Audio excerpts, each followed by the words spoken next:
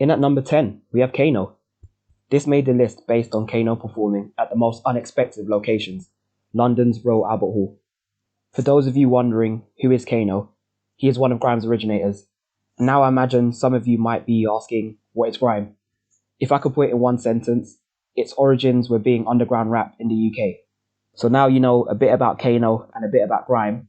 What makes this so amazing is that you have a very anti-royal sound being performed in the most royal of places. This was epitomised for me when Kano performed Class of Deja. To give you a bit of background behind the song, Deja Vu was a pirate radio station back in the day, and based off the name pirate, I'm sure you can imagine, it wasn't a legal entity. So to listen to pirate radio stations, you had to get adapters to be able to basically tune into Grime. And when this would happen, you'd have a whole bunch of artists getting together, clashing, spitting bars, doing their thing. And so it represented everything that was anti-establishment. So now then, fast forward 20 or so years, for them to be in the most pro-establishment of places was like overwhelming for, I guess, everyone that grew up on Grime and those that kind of jumped onto the Grime scene later on. To give you a bit more perspective about what made this show so memorable, for someone like myself growing up in the East End, which at the time was one of the most deprived areas in the UK, going to see a show in the Royal Albert Hall, which was the west side of London, which was the most affluent area in the UK, was unthinkable. Like, the closest for me ever getting to that location would be playing Monopoly. So like, it was something that I could never imagine happening. So then now there to be there, share it with so many other people that had grown up listening to that sort of music, was just amazing. In at number 9, we have my guy, JT, Justin Timberlake, for those who don't know. And let me start off by saying my videos don't quite do this man justice. He's an amazing performer and was someone I wanted to see from the days when he was in NSYNC. Just gonna put this out there as a side note. Justified, one of the best albums ever. I don't care what anyone has to say. The only album I've listened to more would be Michael Jackson's Bad. So for me, and for a lot of you out there that's probably listened to Bad, I'm sure that must put things into perspective. But let's get back on track. For whatever reason, I can't tell you why, this show was initially delayed. It was given to me as a birthday gift, probably one of the best birthday gifts I've got up until this point. I don't think anything has topped it, as a matter of fact. But yes, one of the greatest birthday gifts I've got for anyone that knows me, being a Justin Timberlake fan. Boom, like, you've hit all the boxes. And the delay caused it to coincide with the 2018 World Cup. For some of you might be thinking, why on earth am I mentioning this? For anyone that was in the UK at that moment in time, the 2018 World Cup was the epitome of sporting fever. Everyone would know that during that time, the expectations for England prior to the World Cup were probably just to get to the quarterfinals and get knocked out. But for some reason, with every game, the belief that it was coming home got stronger and stronger and stronger. Bearing in mind, this was summertime, the fever was so intense that events that would never ever have a big screen to show sporting events were being forced to do so because they know people who had happily paid £80 to come and attend their show would give it a miss to stay at home or go to the pub to watch England play their matches. England haven't won the World Cup since 1966. Even if you don't watch football, I think that's like common knowledge. Everyone knows England hasn't won it since 1966. So to be alive and be old enough to witness this, I think it was like, oh my gosh, it's actually going to happen. This might become a national holiday. So as you can probably guess, JT's concert wasn't the exception. So they had this transparent screen to play the game on, which at the time I thought was kind of random. But looking back on it, they had clearly thought about this. So the reason they had the transparent screen was so that the warm-up acts can play their music while the game could be played in silence. Whether that was a good idea or not, who knows, but that's what they decided to do. One of his warm-up acts were the Shadow Boxers, people who I'm a big fan of. It was one of the few times I've gone to a concert really anticipating seeing one of the warm-up acts. For me, it was a bit annoying that they had the game being played over them because it almost seemed like they were just an add-on, or they were almost like background noise, which was unfortunate. But I guess if you wanted people to come in, pack the stadium up, then it had to be done. It was definitely an unusual place to be watching a football match, particularly a semi-final match to get into the first World Cup final for England since 1966. Better yet, any major a tournament final since 1966. So you can imagine the atmosphere in the arena was crazy. Never do you see like the arena being packed prior to a headliner coming on stage. And everything was going perfect until England lost. The moment that final whistle went and it was official that England had been knocked out of the World Cup, the energy in the arena was drained, absolutely drained. When Justin came on, he mentioned how he's loved World Cup fever like take off on social media. But I think he realised at which point it was probably the worst decision he could have made, because from then onwards, as I mentioned, the atmosphere in this arena was absolutely dead. So depending on how you look at this could be considered an entry for the good or entry for the bad. I think most people might think it as an entry for the bad, but I thought his performance was amazing, but it was definitely memorable because of the nature of England losing and the crowd suddenly going absolutely dead. In at number 8, we have gigs, and this makes the list for a number of reasons. Number 1, it was for charity. Number 2, gigs gave you the option to pay as much as you wished, which was a great idea because those who had the means to pay a whole leap for the ticket would do so, and those who didn't have as much but still wanted to show appreciation paid what they could manage. And finally, it was the first time I went to a concert with a whole bunch of my friends. Normally, it would just be two of us going. On this occasion, it was 4. So being able to get them out to 1 was memorable. As it was a charity concert, I'm not going to lie, before we went in there, I was under the assumption it was kind of going to be a half-hearted concert because essentially he wasn't necessarily gaining, or he didn't necessarily have a lot to gain from it because it was for charity per se. But when I tell you Giggs done his thing, I admire him. He pulled out all the stops. He brought Kano, DWE, Footsie, Doneo, but most importantly, he brought out Dave. At this point, I wouldn't say I was a fully fledged Dave fan.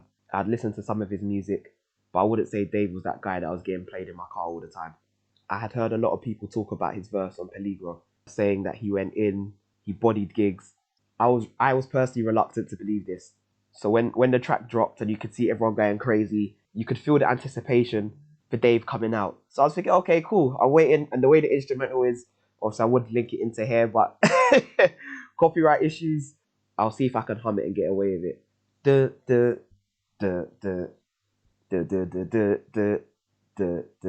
Don't judge me. Don't judge me. When you listen to it, you'll see what I'm doing.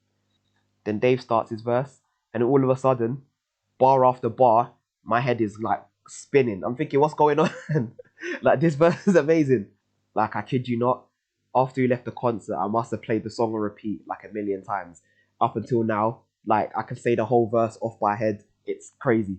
And then 5 or so months later, he dropped Psychodrama, and then the rest was history. I was a full Dave fan. I've since seen him, I think, 3 times, and he's a top lad, very humble. This is just a side note. Me and my guy went to see The Weeknd one year. When we were leaving the concert, we just so happened to bump into Dave, and this is when he had dropped a track which Drake had done a cover. I can't remember the name of the song, so me and my guy went to go speak to him, and he was like real humble, even for someone who at that time was still relatively known. He just walking amongst the crowd as if to say, I'm doing decent, but I still ain't like a Jay-Z, for example. So I can't help but think of that moment anytime I listen to his music, and particularly as someone who is now a fully fledged fan, like I wish him all the best. If he does hear this, keep doing what you're doing. Next stop, go win us a Grammy. It's about time one of the guys from the UK who's a rapper ended up getting a Grammy. The second highlight of this concert was when Giggs performed KMT. I think because he had brought everyone out already, the tension for him bringing out Drake was immense. Like, I think in one of the videos when my guy was recording, you could hear people saying, "Oh my god, I think that's Drake in the background. I think that's Drake in the background." Unfortunately, he didn't bring out Drake, but the energy was still mad. A lot of people I know aren't a fan of Giggs, but when this track dropped, everyone in the UK was all over it. Everyone. And I think it was a testament to Giggs as to why he's been in the game for so long. Like, who would have thought a Giggs' verse would be a million times better than Drake's verse.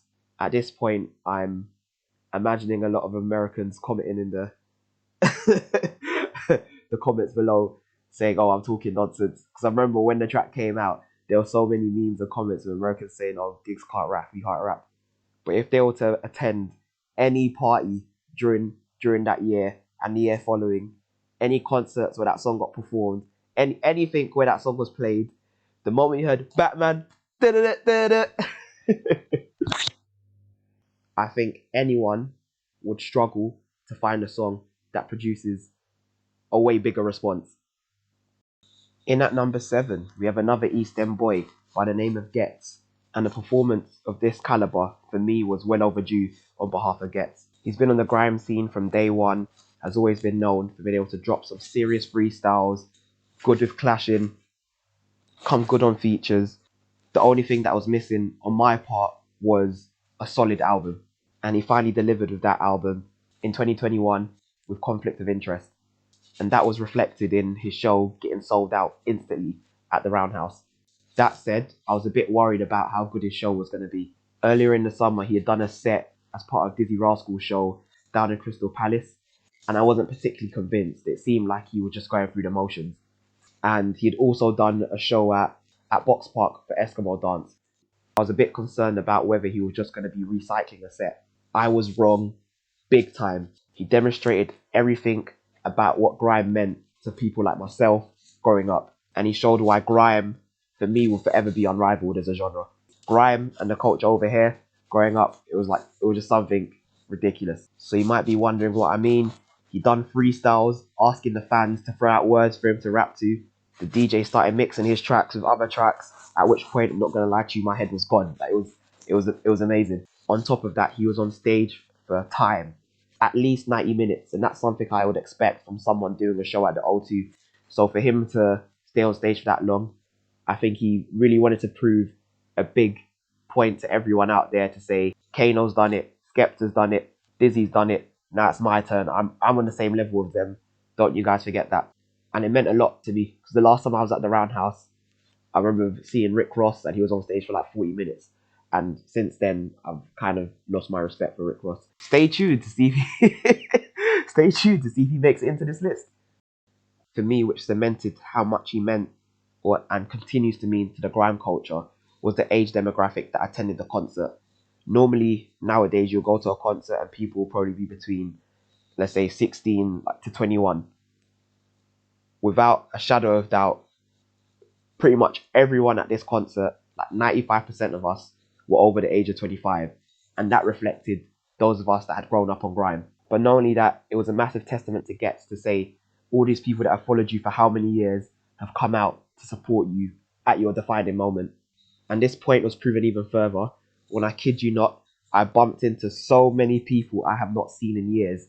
And to think of all places, it would be a Getz show that unites us all together. It was crazy. And I don't think Getz himself even knows that's the effect he's had. Normally, we'll go to a show and I might bump into 1, 2, 3 people.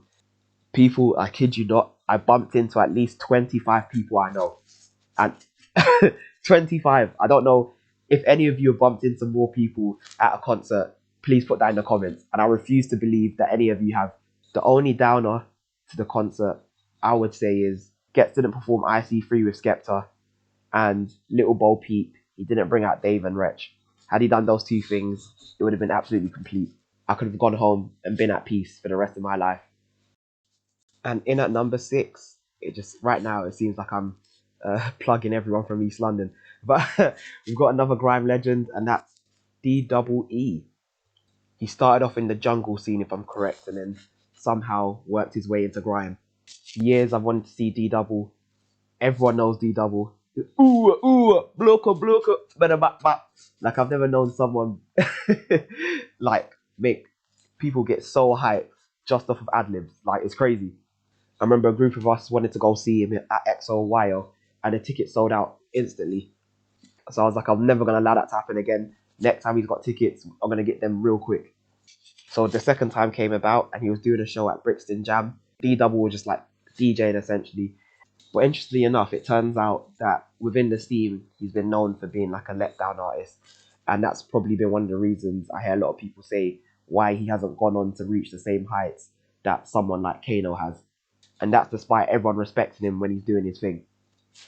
Because of how good Gets' concerts was, like literally everyone was hyped. And when we heard that D Double was doing a show coming up in, I think it might have been December, we're all like, yep, everyone's got to go. We all got to go. So everyone went and bought their tickets. Apparently, considering how long he's been in the game, this was his first UK wide tour. And I think because of the stigma that has been associated with him for being a letdown artist, on this occasion, he fought real hard about what he was going to do on stage because the set itself ended up being really good. The only downside is that he didn't manage to sell out, and considering it's a pretty small venue, that was really unfortunate. If we're able to look past that, D Double done something very smart, in which he played music from every part of his career, and it wasn't as if to say he had a segment only for the old school songs, a segment or a segment only for the new school songs. He had intertwined everything throughout the process. But seeing how the concert unfolded, and assuming that D Double's done so many shows before, I think I might have adjusted my layout differently if I was assisting him with putting the set together. So D Double started the show off with plenty of songs that I liked and me and my friends liked, but it turned out the crowd weren't feeling it. The moment he dropped the jungle, atmosphere went mad. And after that, he started bringing out his guests, and like one after the other, they were coming out giving him his plaudits, saying how much they respect him. I think the most notable for me was JME. He brought out JME and mentioned how he remembers the first time he met D Double, and when he got the call up to be able to go in the studio with him, about how mind blown he was. He also done something fairly uncommon. He played a lot of his feature verses, which for me was great because a lot of concerts which were good could have turned to great and like unbelievable if people had played their verses from other songs that they're on. And as is the case with Grime Tradition, he started freestyling over different instrumentals, but then took it a stage further. He got all the guests that he had brought out during the show to come on stage with him, and everyone started freestyling back to back. I've never seen that done before at a concert, and I don't think I ever will again. And for me, with him doing that, it literally felt like back in the day when you would see the DVDs of people at Sidewinder, etc. Everyone going back to back, clashing, and the crowd going mad. And it may just be nostalgia, but it's really amazing to see the influence that grime has had on people like myself. Earlier, I mentioned I would have done my set slightly differently if I was D Double, and the reason being, every guest that he brought out showed him so much love.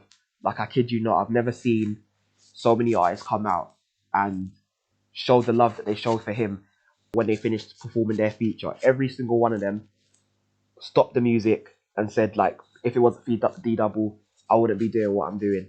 D Double helped me this way. D Double helped me that way. D Double inspired me. I don't think D Double knew they were gonna do that, but if he did, what I probably would have done is after doing the on stage freestyling, I would have played all my classic tracks with them on stage, and ultimately they would have acted like his hype man. Because what happened was at the beginning of the show, he used some of those classic tracks, and because the crowd weren't hype, or for some of the crowd that if they didn't know the tracks or they weren't feeling it, it kind of flew over their head. But now if they had the crowd had seen that the people that they like, the people that have come out on stage were gassed to it, that in itself would have got them hype. As always, just to conclude with my negativity, if you want to call it that, there was still a few, even though he performed like a whole heap of tracks, still a few more that I would have liked to hear. There was a track called Natural Organic with AJ Tracy, Bedroom Bully with Miss Banks, Pumping It Out, That's How I Like It, and that even sounds crazy considering how many tracks he performed. And I think another thing that might have been notable for a lot of people was that you'd be surprised how reserved D Double was on stage. Considering that naturally his music is hype music, his persona in itself isn't hype. He's very reserved and like chilled in his manner. So if he was able to work on that, then another two notches to his performance that we can expect.